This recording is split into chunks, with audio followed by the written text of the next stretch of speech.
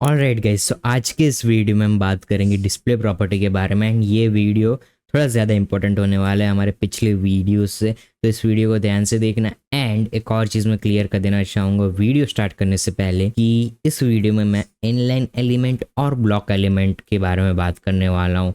सो अगर आपको ये नहीं पता कि इनलाइन एलिमेंट और ब्लॉक एलिमेंट क्या है, तो आप नीचे सीरीज़ को सबसे पहले एक्सेस करो एक्सेस उसको। एंड उसके बाद अगर आपने सीरीज़ को एक्सेस कर लिया है, आपको पता है क्या होता है, बट अगर रिवाइज करना चाहते हो तो ऊपर आई कार्ड पे एक वीडियो आ रहा होगा, उसे जाके चेकआउट कर लेना। उसके अंदर मैंने सिखाया है कि इनलाइन एलिमेंट क्या है एंड ब्लॉक एलिमेंट क्या है। एंड अगर आपको आता है तो चलते हैं कंप्यूटर स्क्रीन में। And without wasting your time let's get started. Alright, so हम आ चुके हैं हमारी HTML में index.html के अंदर। हम क्या करेंगे, हम इधर एक बॉयलर प्लेट को डालेंगे सिंपल सा। एंड मैं ये बंद कर देता हूँ ताकि मुझे थोड़ा सा रूम मिल जाए। एंड एक और चीज़ मैं करना चाहूँगा, वर्ड रैप को टॉगल करना चाहूँगा मैं थोड़ा सा, ताकि ये सही सही से दिखे मुझे। And now we will talk about display property, but उससे भी पहले हमें एक लेआउट बिल्डअप करना होगा। तो हम लिख देते हैं इधर हेडर कोई क्लास दे देते हैं, तो हम लिखते हैं header dot may be top. ठीक है, बिकॉज ये टॉप पे आता है। ऑलराइट, सो हमने इधर एक हेडर डाल दिया। अब इसके अंदर हम लिखेंगे H3 के अंदर हम लिखेंगे welcome to my cafe blog. ठीक है, मान लो कि मैं एक कैफ़े की वेबसाइट बना रहा हूँ एंड उसके लिए एक पेज बना रहा हूँ कि ब्लॉग्स लिखेंगे हम कॉफ़ी के ऊपर, देन अलग अलग कॉफ़ीज़ के ऊपर किस तरीके से बनाई जाती है, ब्ला ब्ला ब्ला ब्ला ब्ला। एंड इधर हम लिखेंगे कुछ ऐसी चीज़ की, और coffee is great for great people. Okay, just kidding guys, ये मैं जस्ट आपको दिखाने के लिए लिख रहा हूँ। ठीक है, थोड़ा सा इंटरेस्ट बना रहा है। And let's talk about man, but उससे भी पहले हम इसको थोड़ा सा लेआउट सही करेंगे इसका, बिकॉज अभी ये कुछ इस तरीके का दिख रहा है। ओके, एंड मैं एक चीज़ करना चाहता हूँ, बहुत ही ये सही चीज़ है वो। एंड मैं जब वो चीज़ करूँगा तो आपको बहुत ही अच्छे से समझ में आएगा कि मैं क्या कर रहा हूँ। तो मैं इधर लिखूँगा डॉट टॉप एंड मैं इधर लिखूँगा बॉर्डर। अब तुम बोलोगे कि यार इधर बॉर्डर क्यों ऐड कर रहे हो, तो मैं समझाता हूँ कि बॉर्डर मैं क्यों ऐड कर रहा हूँ। बट सबसे पहले मैं लिख देता हूँ 3 pixel solid yellow. Okay, yellow add कर लेते हैं बॉर्डर को हम। And let's talk about this. Okay, so मैं कहना ये चाहता हूँ कि जो हमारे इनलाइन एलिमेंट्स होते हैं वो अपनी जगह घेर लेते हैं, यानी कि जितनी जगह उन्हें चाहिए होती उतनी जगह वो लेते हैं। एंड जो हमारे ब्लॉक एलिमेंट्स होते हैं वो उससे भी ज़्यादा जगह ले लेते हैं, उसको उसको जितनी जगह मिलती है उतनी ले लेते हैं पूरी की पूरी। सो अगर आपको नहीं पता है तो मैं बेसिक आइडिया दे देना चाहूँगा कि जो इनलाइन एलिमेंट होता है वो अपने आप में जितनी उसकी विड्थ है उतनी जगह लेगा। ठीक है, उसकी साइज़ को आप चेंज नहीं कर सकते। बट जो ब्लॉक एलिमेंट है वो उसकी ज़रूरत से भी ज़्यादा जगह ले लेगा। इन दिस केस और ब्लॉक एलिमेंट इज़ और हेडर। जैसे कि तुम देख सकते हो ये पूरी की पूरी जो येलो लाइन दिख रही है ये सारी की सारी जगह हेडर के द्वारा ऑक्यूपाइड है। एंड एक और चीज़ से आप ये चेकआउट कर सकते हो कि अगर आप इधर जाओगे पॉइंटर लेके एंड जैसे इधर क्लिक करोगे बॉर्डर के साइड में, देन यू विल सी कि ये ब्लू एरिया है। अब जैसे ब्लू एरिया पे क्लिक करोगे तो ये हेडर पे लेके जाएगा, या फिर हेडर पे तुम ऐसे होवर करोगे तो ये ब्लू एरिया दिखाएगा। वैसा वर्सा कर सकते हो। बट कहने का मतलब यही है कि इतनी जगह हेडर के द्वारा ऑक्यूपाइड है। एंड जब तुम ई कॉमर्स टाइप की वेबसाइट बनाते हो या फिर कोई ऐसी प्रोडक्शन लेवल की वेबसाइट बनाते हो, उस टाइम पे तुम इस तरीके की गलतियां नहीं कर सकते कि यार हेडर पूरी जगह ले रहा है, फुटर पूरी जगह ले रहा है, एंड उसके बाद जो मेन कंटेंट है वो इतना सिमटा हुआ आ रहा है। ऐसी गलतियां तुम नहीं कर सकते।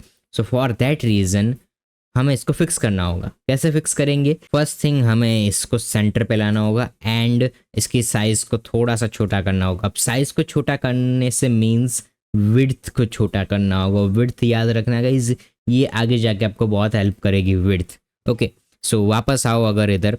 सो प्रेटी मच हमें सबसे पहले इसको सेंटर करना है। तो हम सेंटर किस तरीके से करेंगे? कुछ लोग बोलेंगे कि यार सिंपल है, मार्जिन ऑटो कर दो, मार्जिन ऑटो कुछ इस तरीके से, एंड ऑटो लिख दो, हो गया। बट ऐसे नहीं होगा। क्यों? अगर जैसे इसको मार्जिन ऑटो करके मैं सेव करूँगा ना वापस, तो ये ऐसे का ऐसे ही रहेगा। Y?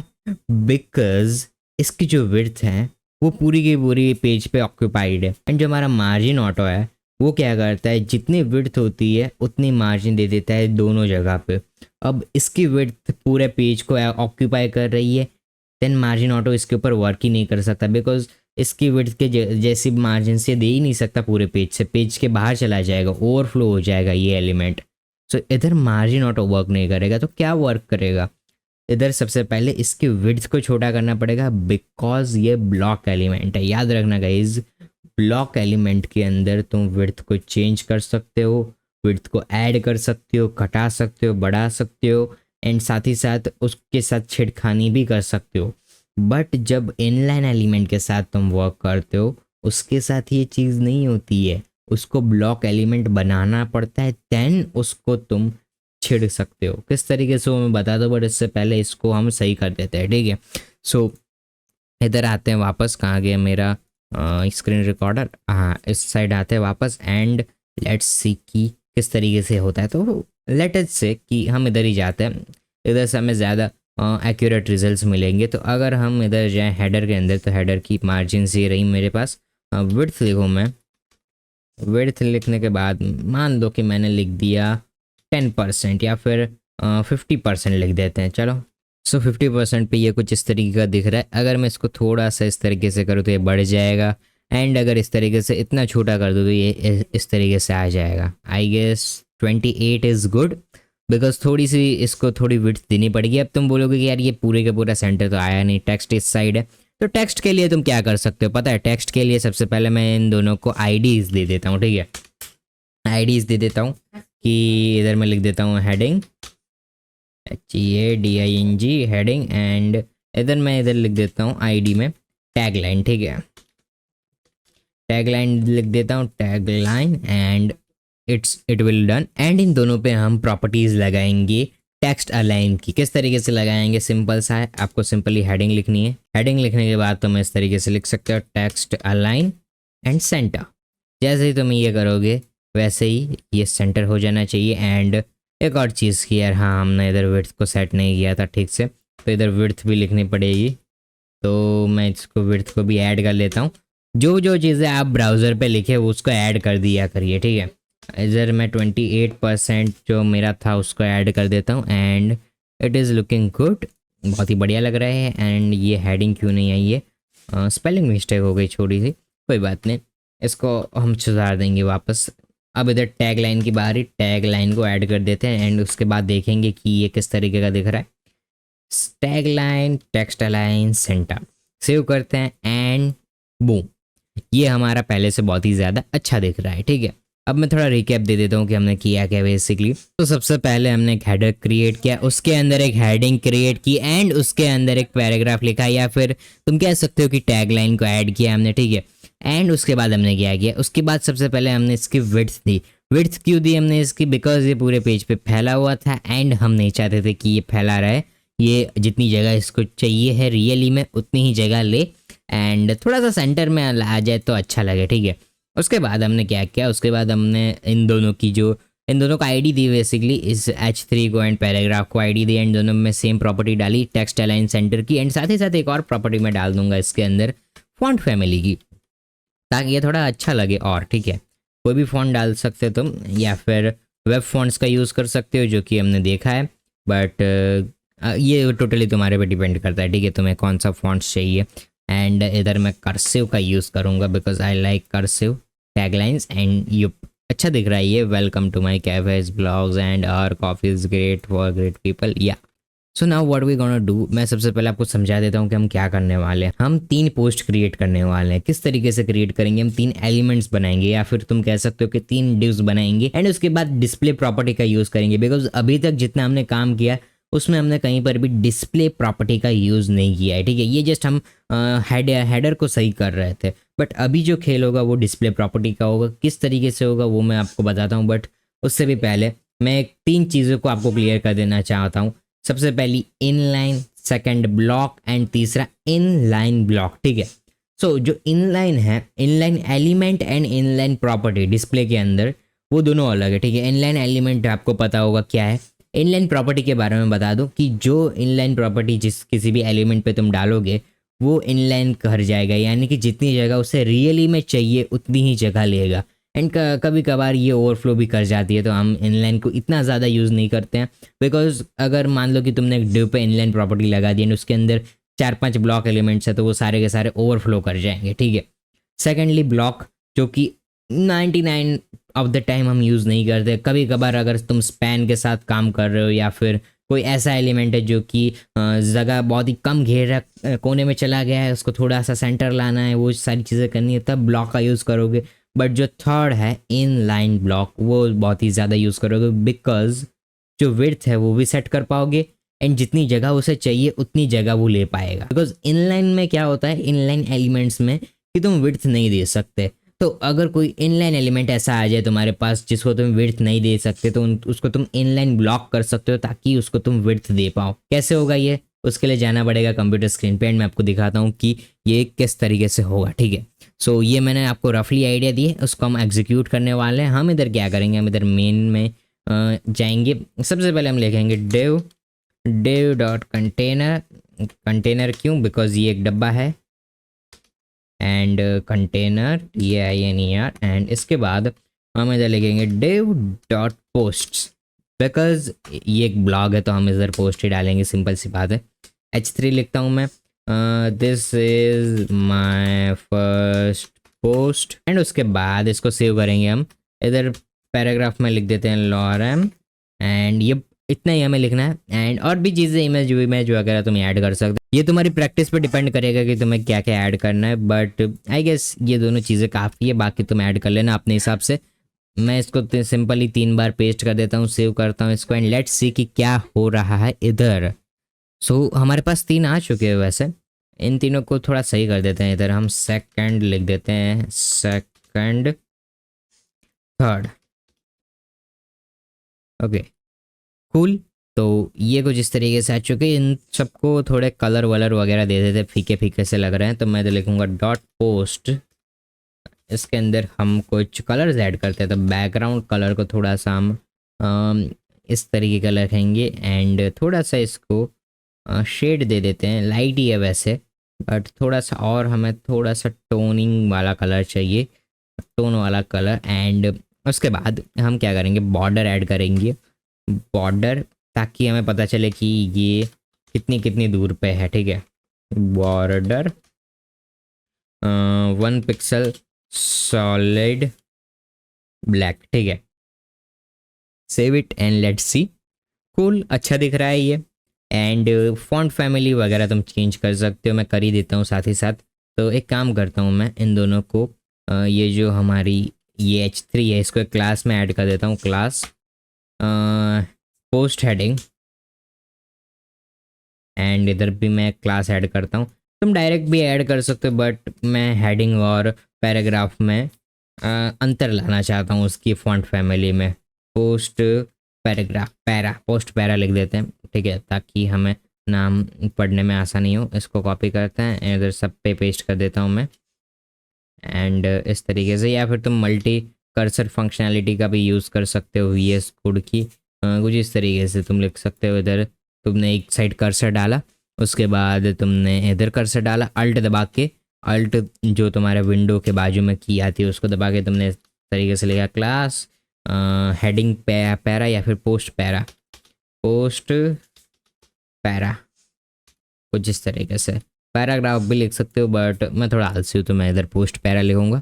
And now let's add some font families. तो इधर हम लिख देते हैं पोस्ट हेडिंग, कुछ इस तरीके से लिख दूंगा, फॉन्ट फैमिली, साइज लिख दिया मैंने गलती से, फॉन्ट फैमिली को लिख देता। एंड कौन सी फॉन्ट फैमिली को हम यूज़ करेंगे, हम यूज़ करेंगे इसको। एंड साथ ही साथ इधर हम एक और लिख देते पोस्ट पैरा, ठीक है। पोस्ट पैरा में हम लिख देंगे फॉन्ट फैमिली एंड इधर हम लिखेंगे कुछ इस तरीके की मोनोस्पेस। मे बी मोनोस्पेस अच्छा लगता है कभी कभार, तो लेट्स सी क्या होता है। एंड यप, अच्छा लग रहा है, ये थोड़ी सी पुरानी वाइब दे रहा है, but it's all right, okay. So अभी जो मेन मुद्दा है उस पर वर्क करते हैं। इधर आ जाते हैं एंड मैं आपको डेमोन्स्ट्रेट करके दिखा दूँ कि हमें क्या क्या चाहिए। सबसे पहले सबसे पहले हमें ये जो 3 पोस्ट है जो कि बहुत ही ज़्यादा जगह घेर रहे हैं, उन्हें एक रेखा में लाना है, एक सरल रेखा में लाना है। तो उसे कैसे करेंगे, तो लेट्स सी। मैं अगर इंस्पेक्ट करूं एंड मेरी एक क्लास होनी चाहिए डॉट पोस्ट, जो कि ये रही। इसके अंदर मान लो कि मैंने विड्थ डाल दी, विड्थ में मैंने डाल दिया 50%। ओके, सो ये कुछ इस तरीके से आ रहा है, ठीक है। Now what I am gonna do, मैं अगर लिखूं डिस्प्ले इनलाइन ब्लॉक, ओके, सो अगर मैं इसकी विड्थ को और थोड़ा सा कम करूँ तो ये सरल रेखा में आ गया है, ठीक है ना। एक और चीज़ भी मैं कर सकता हूँ, यहाँ पे नहीं, यहाँ पे करूँगा कि मैं इधर लिख सकता हूँ मार्जिन ऑटो एंड इसको एंटर करूँगा, बट ये होगा नहीं बिकॉज ये हमारा ब्लॉक एलिमेंट है। तो हम इसकी विड्थ को भी सेट कर देते हैं सबसे पहले इसकी विड्थ को सेट करते हैं, विड्थ 50% एंड इसको थोड़ा सा बढ़ा देते हैं कुछ इस तरीके से। मार्जिन ऑटो को पहले हटा देते हैं इसमें से एंड इसकी विड्थ को थोड़ा बढ़ाने की कोशिश करता हूँ मैं। तो 50% पे क्लिक करते हैं, थोड़ा सा बढ़ाते हैं, लाइक या इतना 80% इज़ गुड। एंड अब मार्जिन ऑटो जब मैं करूँगा तो ये देखो ये सेंटर पे आ चुके हैं, काइंड ऑफ इसके सेंटर पे आ चुके हैं। अगर मैं इसकी मार्जिन को पूरा इस तरीके से, विड्थ को पूरा इस तरीके से बढ़ा दूँ तो ये देखो ये साइड में ही रह रहा है, कोई बात नहीं, चलेगा ये। एंड ना हो ये जो हमने चेंजेस किए हैं उसको हम ऐड कर सकते हैं हमारे इसमें। So what we had done कि हमने सबसे पहले इधर एक और चीज़, हमने इधर डिस्प्ले प्रॉपर्टी यूज़ की है inline block. And inline block के एक और बारे में बता दूँ कि ये ऐसा काम करता है कि तुम विड्थ को भी सेट कर सकते हो एंड साथ ही साथ तुम्हारा वो जो एलिमेंट है वो जितनी जगह उसे चाहिए उतनी लेगा, ठीक है। एंड मैं इसको चेक कर लेता हूँ यार कि कितनी विड्थ मैंने दी थी इसको। ये सारी चीज़ें यार तुम्हें पहले कॉपी कर लेनी चाहिए, बट इट्स ओके, हम इसको चेक कर लेते हैं। विड्थ 50% एंड लेट्स सी कि कितनी थी, तीनों की तीनों पोस्ट आ जानी चाहिए। ये मैं कॉपी कर लेता हूँ, ठीक है, इसकी विड्थ को कॉपी कर ली मैंने एंड कुछ इस तरीके से इसको पेस्ट कर दिया।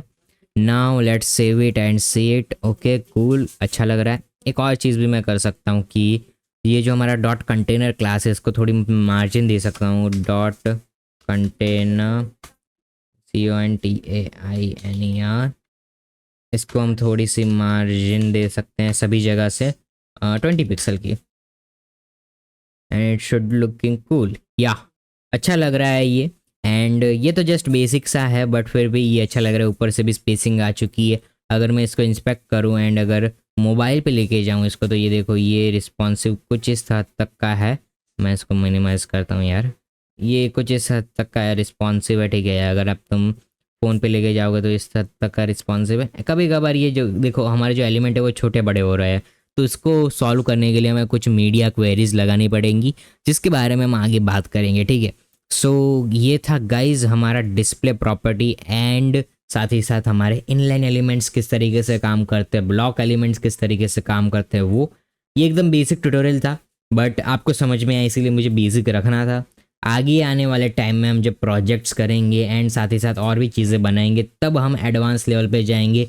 तब हम ये तो खैर 3 ही एलिमेंट्स है, तब हम 4 5 6 7 8 जितने भी एलिमेंट्स हो सकते हैं उतने एलिमेंट्स पे लगाएंगे। देन आपको पता चलेगा कि किस तरीके से लेआउट को डिज़ाइन किया जाता है किसी भी वेबसाइट का। एंड बहुत ही बड़ा हेडेक होता है वेब डेवलपमेंट में लेआउट का डिज़ाइन करना, लेआउट को असेंबल करना, एलिमेंट्स को अकॉर्डिंगली रखना एंड साथ ही साथ रिस्पॉन्सिव भी बनाना, ठीक है, मीडिया क्वेरीज लगा के। सो वो सारी चीज़ें हम करेंगे। आई होप कि आपको ये वीडियो अच्छा लगा होगा। अगर आपको ये वीडियो अच्छा लगा तो please like share and subscribe करना मत भूलना। एंड अगर आपको ऐसे ही वीडियोस और देखने हैं तो प्लीज़ नोटिफिकेशन बेल ऑन कर देना एंड ये वीडियो शेयर कर देना अपने किसी वेब डेवलपर को। एंड मैं मिलूंगा आपसे किसी नए वीडियो में किसी नए टॉपिक के साथ, तब तक के लिए स्टे ट्यून्ड।